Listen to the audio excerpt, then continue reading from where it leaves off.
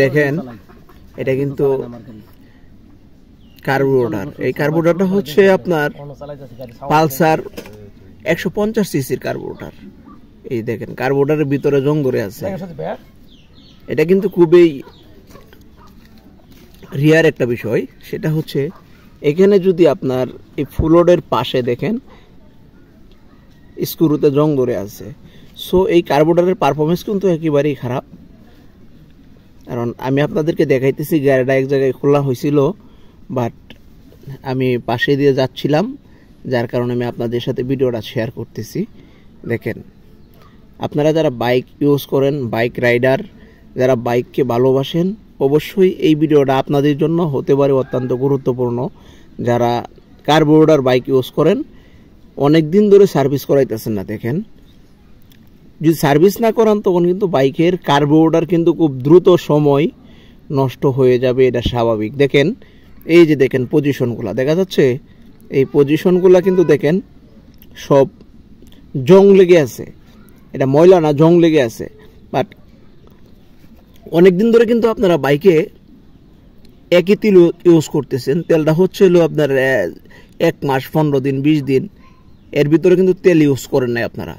তেল ইউজ না করার ফলে ট্যাঙ্কিতে যে পরিমাণ তেল ছিল এটা কিন্তু শেষ হয়ে গেছে, আপনি বুঝতে পারতেছেন না। ট্যাঙ্কিটা একেবারে শুকনা ছিল, যার কারণে কিন্তু আপনার কার্বোরেটরেও তেল নাই। এই যে স্ক্রু, যেগুলো লোহার স্ক্রু, এগুলো কিন্তু জং ধরে আছে। সো আপনি অবশ্যই আপনার বাইককে যদি প্রপারভাবে চালাইতে চান, অবশ্যই আপনাকে নিয়মিত বাইকের সার্ভিস করতে হবে। না হলে কিন্তু আপনি বাইকের থেকে কোনো রকম ভালো পারফরমেন্স পাবেন না। আমি আপনাদেরকে বাইকটাও দেখাবো। বাইকটা কিন্তু অলমোস্ট 18,000 কিলোমিটার রাইড করছে। আমি কার্বোরেটরটা দেখলাম, দেখার পরে দেখলাম যে স্ক্রু, দেখেন এই স্ক্রুটা কিন্তু আমার কাছে খুবই মানে বিষয়টা খারাপ লাগছে এই জন্যই যে স্ক্রুটাতে জং ধরে আছে, কার্বোরেটর থেকে ওভারফ্লো করে। সো ওভারফ্লো করলে কিন্তু অবশ্যই আপনার বাইকের যে মাইলেজ এবং যে বাইকের তেল কোনোটারে কিন্তু হিসাব পাবেন না। আমি কিন্তু স্ক্রুটা খোলা ট্রাই করতেছি, আসলে কি পজিশনে আছে কার্বোরেটরটা প্রপারলি আমি চেক করব। দেখেন আমি কিন্তু কার্বোরেটরটা চেক করতেছি খুলে।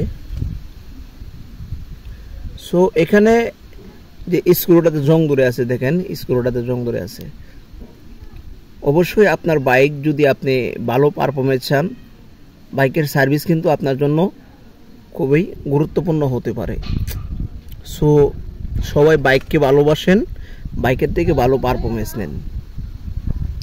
সবাই ভালো থাকবেন। আজকের মতো এই পর্যন্তই। পরবর্তী কোনো ভিডিওতে আপনাদের সাথে নতুন কোনো কাজ নিয়ে দেখা হবে। আসসালামু আলাইকুম, আল্লাহ হাফেজ।